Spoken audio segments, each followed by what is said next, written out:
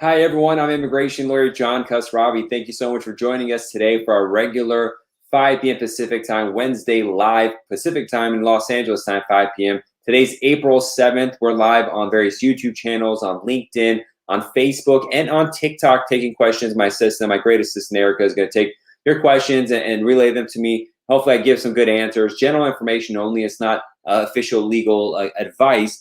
And so we're going to talk a little about what's going on in the immigration system as well. Huge delays happening in some areas, and some things are much faster. I'm going to talk about my experience. Now, a cool thing I want to mention is I've started a raffle. So if you're watching this, the live broadcast of this, and you want to have a consultation, potentially a free consultation, there's a raffle. What you do is on one of the YouTube pages only, on JK Law Firm YouTube page, or JK Immigration Clips YouTube page, like, subscribe, and leave a comment, say I want a consultation. Just let me know. I'll randomly pick one person and you get a 15-minute free video consultation so we could quickly, in private, talk about your immigration case. Only if you comment while the show is live. Once we go off in half an hour, I'm going to see who mentioned it. Only those people. So with that, let's get it started.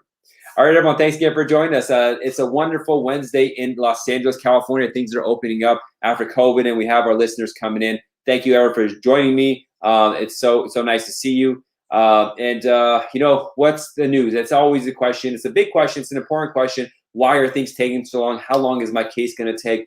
Well, on the embassy side, there's no good news. Things aren't. They say they're going to go faster. They say they're opening up, but in reality, there's no answer to that to how long it's going to take. So be prepared for more and more delays there. On the U.S. side, things are starting to change. We're getting adjustment of status interviews. We're getting citizenship cases come up for their appointment much faster than before. I have some citizenship cases in Los Angeles. We filed the case in January. Right now, it's April. They got their interview. That's really fast. It was like this before the pandemic, but it's happening again. The same with I'm seeing with removal of conditions. So when you get married and your marriage is new, you get a 2-year green card because at the 2-year mark, they want to check again to make sure your marriage is real. It isn't a fake relationship. And so what's happening is what we're seeing is these kind of cases usually take anywhere from 1 year to a year and a half at least to adjudicate. And it's still taking that much for like 70% of cases. But here and there, I'm getting cases done in 6 months, which is wonderful. It's very inconsistent. And there's nothing that I could say in the case that like to say, oh, this one's better, this is the reason. There's nothing there. So I don't have any way to judge why one case, removal of conditions or citizenship case, is taking 6 months or less, and another is taking a year and a half. It makes no sense. There's no consistency to it. I could see that'd be a reason for it, but it's happening. So that's some positive news in the midst of all this. So let's get some questions. It's definitely me asked, hello, can I apply for a work permit on my own, or do I need an employer? So, you know, work permit it's a convoluted term. There's the employment authorization document in EAD, which says it gives you permission to work in the United States on a temporary basis. Then we have a green card based on work, and both of them eventually lead to giving you work. So a work permit or green card, there are ways for an employer to apply for you. There's the L1 visa, there's the H1B visa, there's the potential J1, O1. Some of them will allow you to somewhat be self-employed, most of them not. On the green card side, most of them require an employer too, unless you're a person of extraordinary ability or the work you've done and your success is based on, it's so good that it's in the national interest of the United States to allow you to come here and stay here and live your life here. So can you apply for work on your own or need an employer? It depends. It depends on, you know, if you're investing or what your background. It's not a question I could just answer in that. It may or may not. There's some people yes, some people no. Jose asks hi to you too. Nadega says hi. Fontaine says hi. Thank you so much for everyone who's joining and reaching out. 007 on TikTok says our interview is finally here. 14 months. When they see on the medical report a translator, how fluent do I need to be in Mandarin? Do you translate? What? Doubles, I'm not sure what your question's about. I need to see your personal situation about what's going on. If your medical checkup had to be translated for you, the interview is going to be in English if you're in the United States. You may want to be a translator with you there. And then it depends on what the basis of your green card is that you have an interview for. If it's like a job where you're going to be dealing with the public and you can't speak English fluently for that job, it's going to be questionable. But I need more information about your particular case to be able to answer that question. Oscar Manzo says, what is an affidavit of intent to legalize? Oscar, there's this one form that no one uses, which is this weird affidavit that says you intend to apply for a green card. I think that's what you're talking about. I need to know more specifically what that context is if you're asking that, but there is some form that says you have the intent to apply for a green card. No one uses that. It's just weird that it's there. So I'm just gonna leave it at that. Now, Dega asks, I've sent my case in October 2020, and I sent another photocopies on February 2021. They rejected my case, saying that they received on March 15th, and it's photocopies. Now, Dega, I don't know. I have to see what kind of case you had, what you sent. It's not something that I can answer on a Q&A live like this without really sitting down and see what you did. We have another question. 007, actually, not a question, but he likes, sends a like, thank you. But as a reminder, when you're asking me about timelines and how long things are going to take, as I mentioned at the beginning, I have no control over these. The government's really inconsistent. You could check out USCIS.gov for their timelines or go to the Department of State, and the various embassies have timelines. But the reality is none of them are reliable. So I wouldn't rely on any of them. The reality is you have to wait, and unless it's gotten really out of control long based on those timelines, where you can maybe file complaints and eventually sue, you just have to wait. But as a reminder, for those who are just tuning in, I am doing a free raffle for a consultation. If you're watching live on the YouTube pages, JQK Immigration Law YouTube page or JQK Immigration Clips YouTube page, and you like, comment, and subscribe, and comment, say, a consultation or something like that, while this show is happening, at the end, I'm going to pick one person, send you notice to schedule a consultation free, 15 minutes. We can do it by video. So if you're watching and you had some more in-depth questions that, fill out a 15-minute consultation, just do that. Dodd says, new immigration reform mentions siblings can't come and wait for their green cards in the U.S. if they have approved I-130. Would you suggest that now is the time to apply for siblings ASAP? Well, there's two parts to this question. Am I suggesting it's the time to apply? Regardless of whether this rule actually happens or not, which very, very, very unlikely that they'll have a rule that says your siblings can come stay here while cases pending. I would bet money that's not going to happen. But you should just do it anyways. Because when you apply for a sibling, it takes so long. The sooner you start, the better. So when you're a U.S. citizen, you can apply for a green card for your brother and sister. It takes 10, 15, 20 years at least. Depending on which country you're from, it could be longer. But if you're interested in that, the sooner you get started, the better. So I would definitely recommend doing that and having that ready, regardless of whether this reform passes or not, because who knows if it's actually going to happen. Shaheen asks, does it matter if you start working and have 1 month pay stub to get financial affidavit support if applying through marriage? If spouse has just started working and wasn't making enough first for the affidavit support and just start making a month, can they apply for marriage-based green card? So, for a marriage-based green card, you have to have an affidavit support which says the U.S. spouse or a joint sponsor makes enough money according to some guidelines to be able to support the foreign spouse. Now, if you've only found your job recently, you have one pay stub, and you need to start the case, then start it and keep that job. If they come back and want more pay stubs, then you can submit that. If you have an offer letter from the company that says how much you make and what your employment is, there's an official offer letter. That's helpful. You could also get a letter from the employer that states your name, your job, what you do, how much you make, that they plan to continue your work there and that kind of stuff. It's helpful. I got to see your specific case, what kind of job it is, how much you're making, what your whole lifestyle is, all this kind of stuff. So I can't give you individual legal advice here. But if needed, 1 month isn't too bad. If you can wait, have a second month with the pay stubs, why not? But I need to see that, your tax returns. There's too much I need to analyze before I give you exact advice on that. But probably I would do it if needed. Like, for example, there's a deadline for you to file. Ahmad says, what is the difference between an immigrant visa and getting a green card? Well, that's a great question, Ahmad. Thank you for asking that question. So a green card is lawful permanent residency. It means the permission to live and work in the United States and eventually apply for citizenship.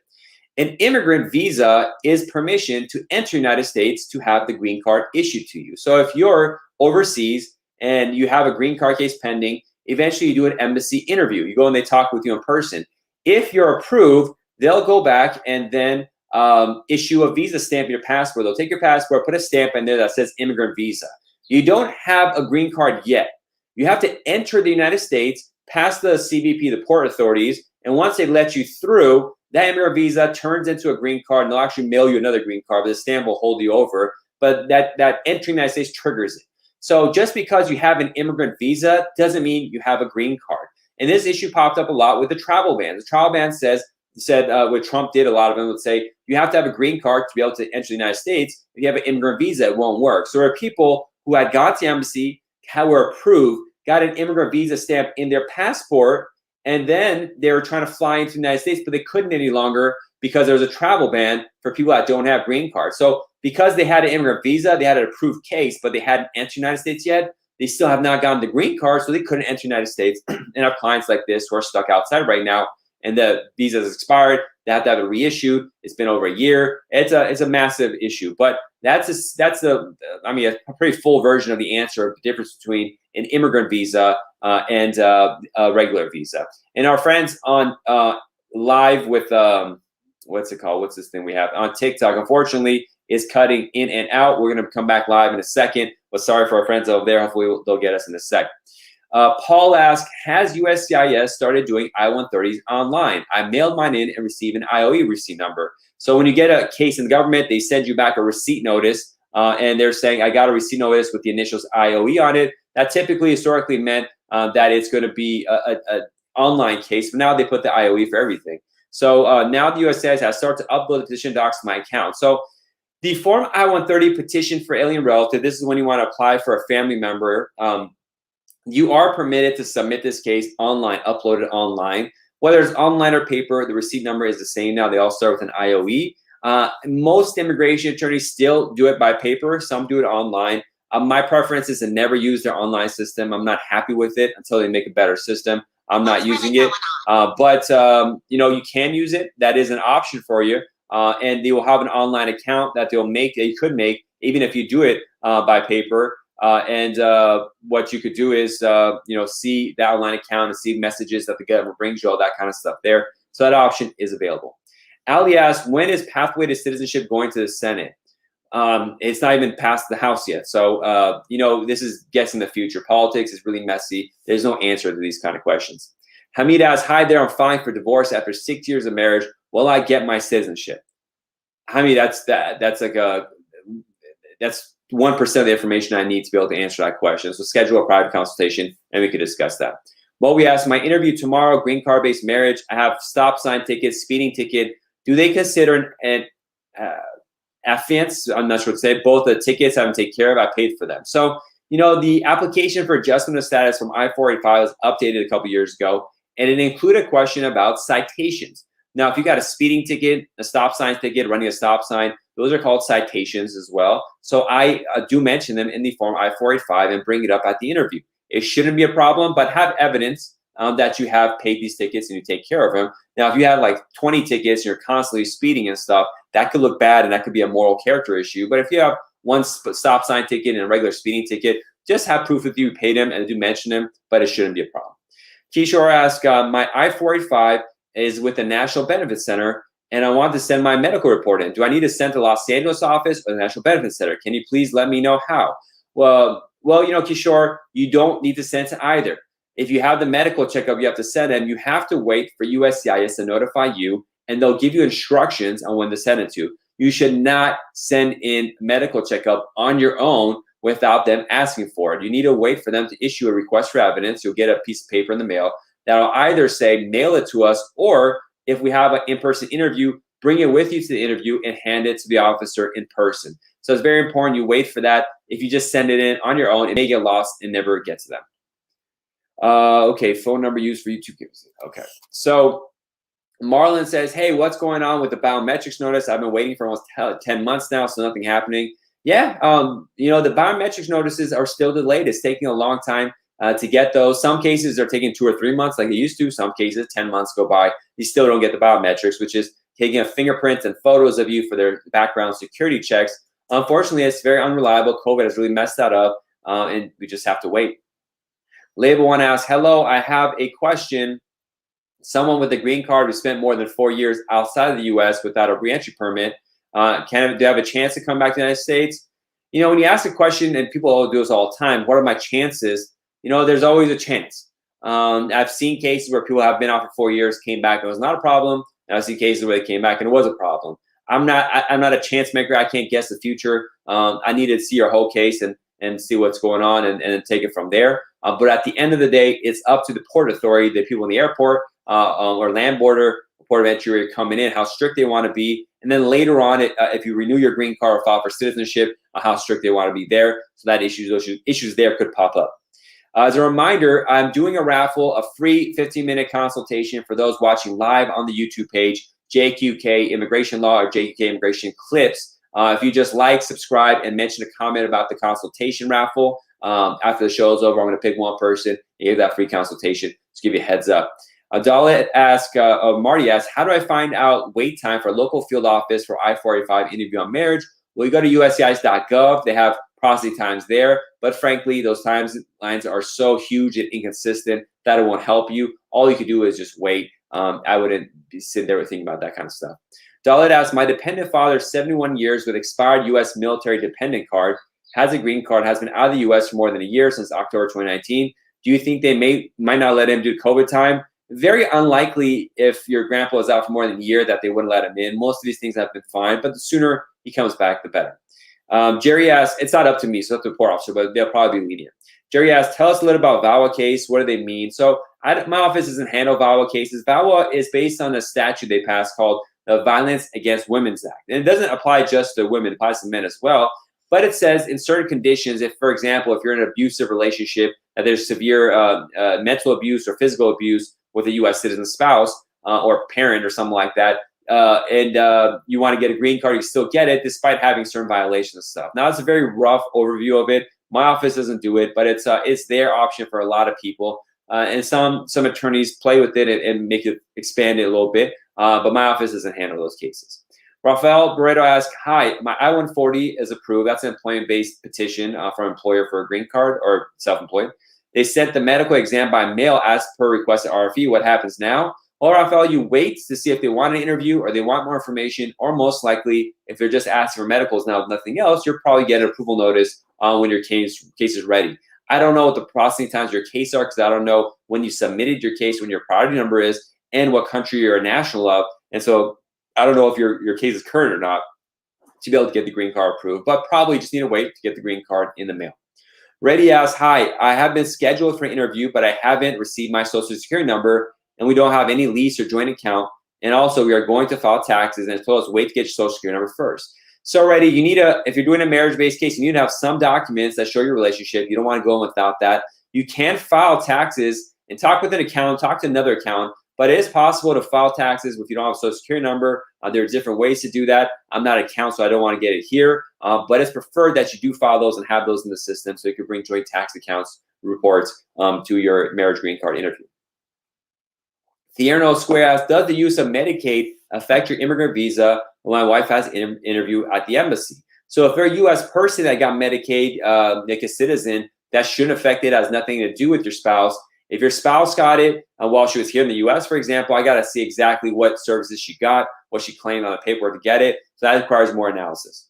Nadiga follows up, can I ask the work authorization at the same time when I resend my I-589 after 6 months? Can I ask a previous question? I sent my case. So, work permit is, first of all, you're doing an asylum case. My office doesn't do asylum. You could ask for renewal of a work permit if there's less than 6 months left on it. And so that's the rule on that. Adon says, I'm a Pakistani citizen, but I was born in the UAE. Can I apply for diversity visa lottery? Thank you in advance. Well, the visa lottery, the green card lottery, they call it diversity visa lottery. It depends on the country of birth. That's what it depends on, which is for you as UAE. And then if the UAE is allowed to participate, I think they can. I don't know what this year is. It's not something I track on a day-to-day basis. But most likely you can. You just go to the website for registering. There's no fee to register, but you will need to have a valid passport at the time of registering. That's very important. But that's a new law they added. But you can go through it there, and if you can't apply, they'll let you know. But probably you can apply, most likely. Kemon asks, will divorce affect my citizenship? Well, we answered that question, which is not possible to answer because there's not enough information. Amit says, do I lose my H-1 status if I use my EAD advanced parole? So this person has an H-1B work visa, and they got a work permit based on some green card case. So what happens if they work at another job with their work permit? What happens to the underlying H-1B? Well, there's a divergence of opinion on this. my opinion and the guidance I give my clients on this is if you use your work permit to do work other than what was within the H-1B, essentially you're abandoning the H-1B, you're going to lose the H-1B and it's invalidated. And that's what I hold my clients to. There's some lawyers that say, no, your employment authorization gives you the right to do both and you don't lose it. Typically, because you're eventually going to get a green card, it doesn't really matter. And so you don't have tests of how this actually works out. The problem would happen is if your green card case is denied and you have to go back to the H-1 status, and then all of a sudden, like, what are you going to do? But that situation happens so rarely that we don't even see it. That so there's no, we haven't seen it play out. But my advice is if you do use the work permit, whether you're on an H-1B or student stuff, that you lose that underlying previous status if you do that. Rafael says, thank you, great live, a true public service. Thank you, Rafael, appreciate that. And a quick reminder about timelines, where a lot of people are still asking, how long will this take? How long will that take? There are no answers to that. Each case is different. Processing times vary drastically depending on which USCIS or Department of State officers handling the case. And especially with the pandemic and COVID, there's wide variances on this thing. So there's no answer for that. Sai asks, thanks, John, for sharing the good info. God bless you. Thank you so much. I have a great time doing these Q&As. You know, I'm trying to make them. I'm probably going to do back. I used to do them every day, but now I'm trying to set up maybe to go back and do it every day. I just need more help. I have a lot of business to take care of. I handle my cases all personally. Maybe I need to bring some help on board. You know, make sure the quality always stays 100%. But to help so I can come out and you know, help people live like this, because there's a lot of quick questions I can answer or give you some, at least an idea what's going on. I see a lot of people are always interested logging in, so it's definitely a fun thing to do. Joseph asks, I applied for my I-485 as adjustment of status, a green card request, and I'm about to send them my medical exam. They asked for it. Okay, good. How long will it take to get something from them? And there's no timeline, so it's just whenever it happens. Sap asks, how many days we have to file after H-1 lottery completed? You know, my colleague does H-1B cases. I don't do those, but I think you have, I can't remember. I think it's like 2 months. I don't know exactly what the answer to that is, because I don't handle H-1B cases myself. All right, so we're nearing the end. Reminder, we have a lot of people enter raffle. So Shaheen, Ardid, Jose, Marcos, Jeffrey, Fontina. Well, thank you so much. We'll pick one or maybe two. I'll be nice and we'll set something up. But thank you. If you have it, you're wondering what this raffle is. If you're watching this on the YouTube channels for JK Law Firm, either JQK Immigration Clips or the JQK Immigration Law Firm YouTube pages, you like, subscribe, and you leave a comment that says something and then raffle or something like that. While the show is pending for the next 5 minutes, and you know, if you did it within the beginning till now, I'm randomly going to pick a person or maybe two to give a free 15-minute consultation to talk about your case in private. You know, it's hard to go through everything without taking on the case, but you'll get some good information there. Hannah asks, hi, I have a marriage-based green card interview, and my husband doesn't have any joint documents together, but we have a baby. What can we send as evidence? Well, the baby's birth certificate that lists you as the parents is really good. So that's really important. You could bring updated photos together. If you could both get on the lease agreement together or on some utility bills together, that'd be great. Any joint bank accounts could help in many cases. Letters from family and friends that say, yo, we know, well, don't say yo, say, hey. They say, hey, you know, they have to be properly written and identify the speaker and how they know of your relationship, but those could help. There's medical directives that say, you know, if something happens to me, my spouse can make decisions. If I'm in a coma, for example, each state in the United States has prepaid forms they can fill out for that. There's a lot of things. We just got to dive into your personal relationship, see what's out there, and use that. Sometimes there's joint car insurance, sometimes there's health insurance benefits, there's life insurance beneficiaries. There's all sorts of stuff you could get together to show that the relationship is real. Even travel history together. If you are on vacation together, especially flights that show you're on the plane together, all that stuff could be helpful. Fierno asks, John, she used Medicaid here back to 2015 and she got denied a visa in 2017 because of it, and then I sponsored her. Fierno, that's pretty complex. I can't answer that here. If your wife used Medicaid and was denied for a visa in the past and you started a green card, this is something you should talk with an attorney back in 2017 about, not like soon before her interview. So it's pretty important that you talk with immigration in private to review the whole thing to see what happened.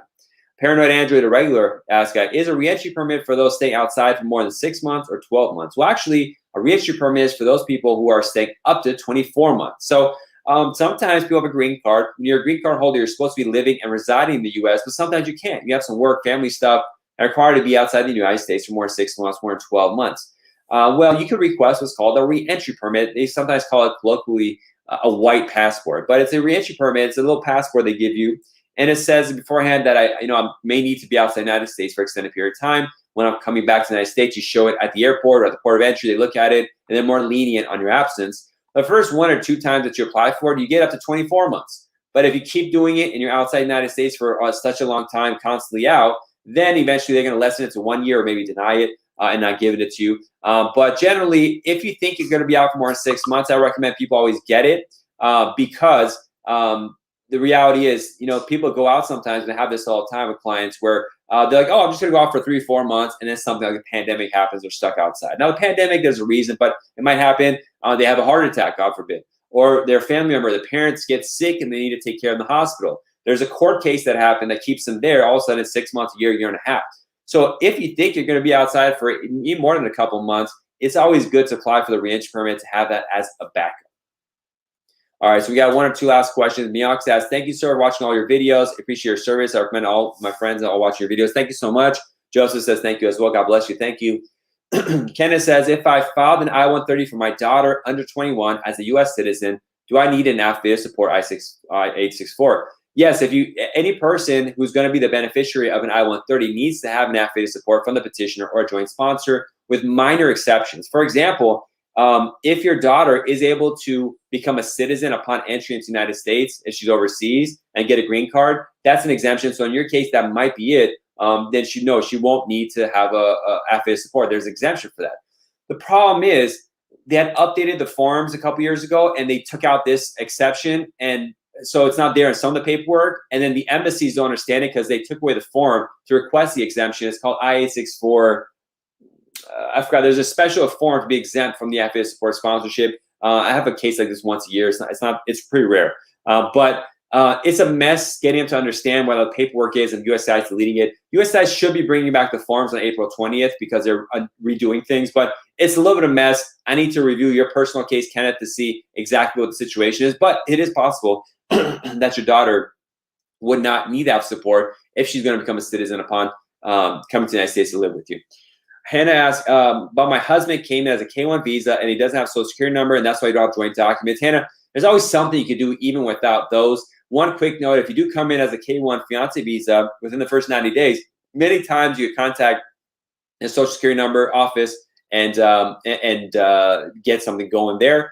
Thank you so much. I think we're about out of time. So a lot of talking nonstop. I just realized 30 minutes of talking to me. Hope you guys enjoyed it. We're here every Wednesday, 5 p.m. Pacific time, where we go over these questions. You pop up on YouTube, TikTok, Facebook pages, everywhere. And you can catch us there on LinkedIn as well. And so we're going to pick 1, 2, or maybe even 3. Who knows? We'll reach out to a couple random people that took part in the raffle for a free 15-minute consultation. I'll reach out to you soon. I'm going to go have some tea, give this throat rest a little bit, maybe take a quick nap. Who knows? Actually, I've got consultations coming up, so I can't be out too long. But I'll follow up with you and I'll choose someone. Thank you so much, everyone, listening. God bless, be safe, and see you all next week. Bye-bye.